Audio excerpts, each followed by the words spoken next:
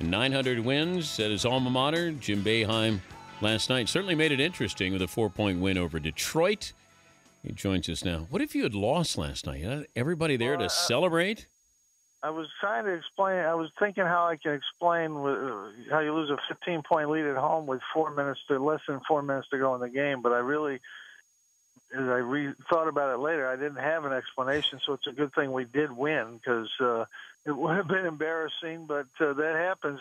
It's a lesson. Games are never over. You think they are. We had control of the game for 35 minutes and a half, 36 really.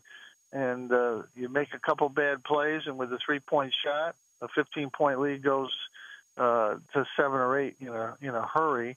And Detroit is a good team, and I think we thought that they weren't for 5 minutes, and it almost cost us the game. But hopefully our team, we haven't been in a close game all year, and so we were in one, and hopefully that'll help us. I hope. The loss that still bothers you. Oh, I don't know, 87, last shot, Keith Smart. I remember that one for a long time. That bothers me. But I think really they all bother you a little bit, some more than others. But, I've coached 300 losing games. So it's a lot of nights not to feel good about yourself and everything. When you lose, you feel about like you're not worth much whenever you lose a game. And but when you knew that play was going to happen with Indiana, and are you trying to think what Bob Knight is thinking, or do you outthink yourself? Well, I don't know. We had a lead, and it kind of was slipping away, and we had a 1-and-1 with a 1-point lead with 28 seconds to go, and we're planning what defense to play, and we missed the 1-and-1. We go back and we played defense for 23 seconds. It took them about 23 seconds to get that shot up. I wish our defense wasn't so good. They could have gotten up a little bit sooner. But, and they got a tough shot from the corner, and, he made it. I mean, it's just sometimes what happens in those situations. We missed our last 2 free throws, and then we had that opportunity. But, that's what happens in basketball games. Last night, we almost let it get away, but we made 4 free throws in a row to win the game. So we made winning plays at the end. We just made about 4 losing plays to make the game close, and that happens, and it's probably good for our team. In the long run, I'd rather not have had it be that way. Dave Bing came in, and you don't like to have the best player that's ever played at Syracuse be there when you lose a game like that. Who's the second best guy at Syracuse? Well, every time I talk about the second best, everybody gets mad at me. When I talk about the best, nobody argues with me. Dave Bing, when I start, if I go Carmelo Anthony, Derek Coleman calls me, the next day. But we've been blessed. So many really, really great players. And, certainly Derek Coleman stayed 4 years and has got every record, rebound record, and all those records. And, but Carmelo in 1 year accomplished a national championship, which is hard to do. So, but I've had great players. That's why I'm still coaching. You have to have great players and great coaches working with you. That's how it gets done. No head coach does it by himself. I don't care who the coach is or how good he may be. Mike Krzyzewski's a great friend of mine, and he's a great coach, but he has great assistant coaches, and they just bring a lot to the table, and that's what it takes, and it takes great fan base, and we have a great fan base here, and of course we have such great weather here in Syracuse that people love to come here too. It's another 40-50 degree day here today in Syracuse in December, and no snow. How tough is it though, Coach, if you bring somebody in from California? Well, how far out do you check for the weather forecast when that recruit comes in? The best story I can tell is I remember when Ricky Winslow came in. He was a highly recruited kid from Texas and a really good player. And he came in March, and it was 55 degrees, which is, a miracle. And he got off the plane and he said, "Oh, Mike, it's cold here." I knew right then we had no absolute chance, because the next day was Saturday and it was 32 degrees.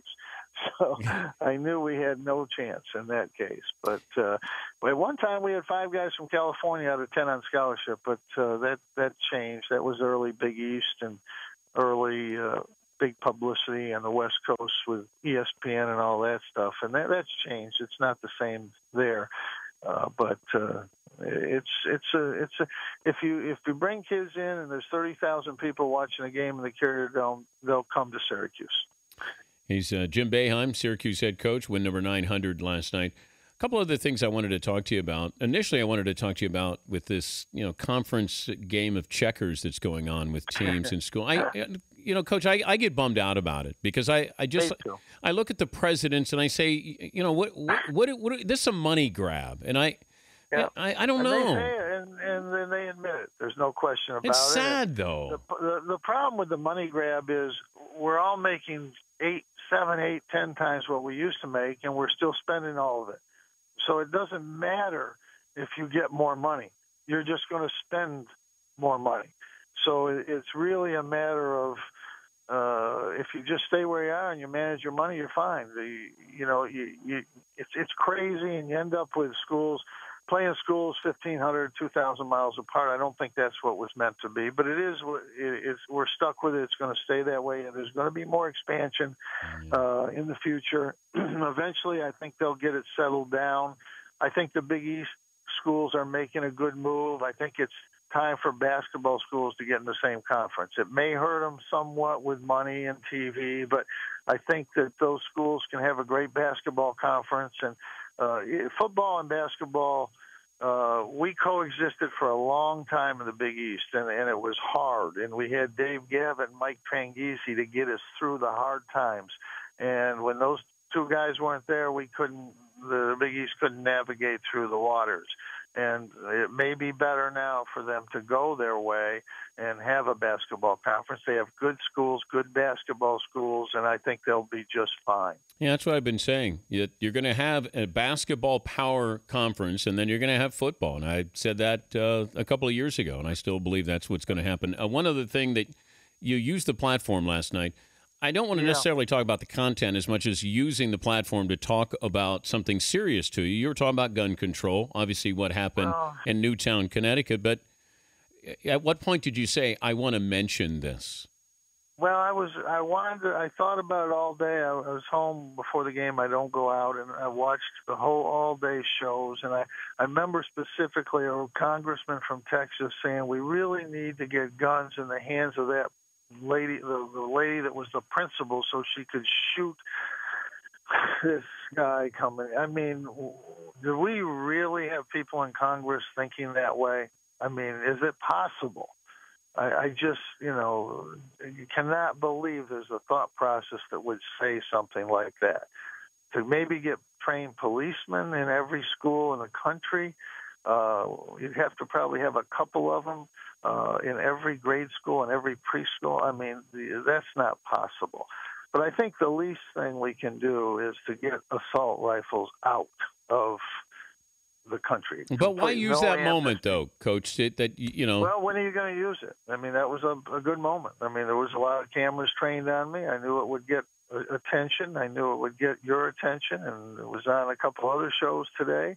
And I'm sure a lot of NRA people are going to be writing me nasty emails, but I've gotten those many times before, every time we lose, really, a big game, and they're all big.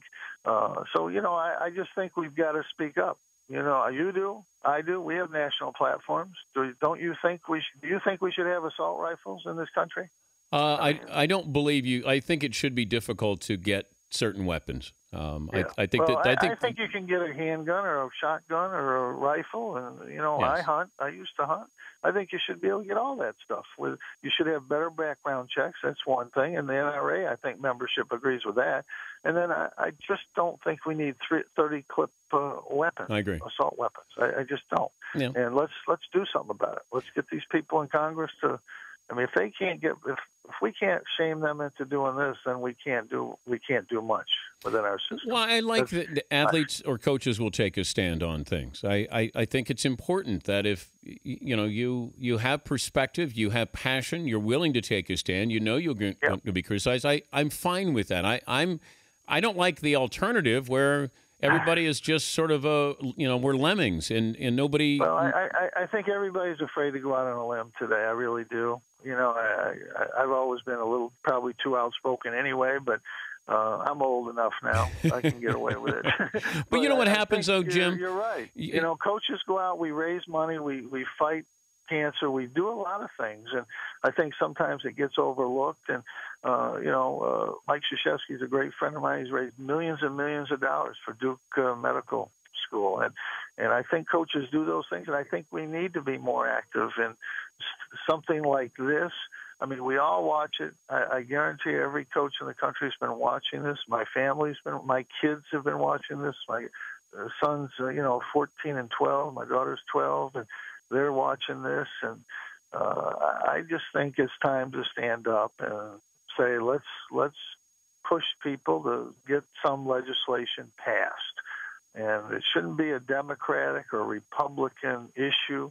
This should be a people issue. This should be the American people speaking out and telling our representatives we need this legislation and we need it now. Well, congrats on the first 900. Yeah. And thank you. I can't. You don't want to go home. Like, you're going to keep coaching for a while, right? I mean, I got you penciled in for 1,000. I have no plans to not coach for a while. I'm certainly not thinking that way, and I know your show would not get the ratings it gets if I was no longer on the scene. And I know you need every point. Oh, so my gosh! I'm willing to hang in there and help as long as I can, and for free, for no charge. Wow! I mean, just help you out a little bit. John Thompson calls me every year 3 or 4 times, and I said, John, am I not done paying you for all those years and all those battles that we had together? But he just laughs and he cashes his check. Well, congrats, Coach. Great honor. Thanks, and appreciate you joining us. I appreciate it. All right, that's Jim Boeheim, Syracuse head coach. He's going to coach for a while, and until he won that national championship. They were ready to run him out of town. All of a sudden, he became a great coach. He won a national championship. Now, you guys are lucky in Syracuse to do that and stay there. Whew. That doesn't happen anymore. These are dinosaurs, folks. Dinosaurs. It'll never happen again. They won't stay at one school. He's done that, and at a high level. He should be commended. But you know what he would say? No, I'm supposed to do that.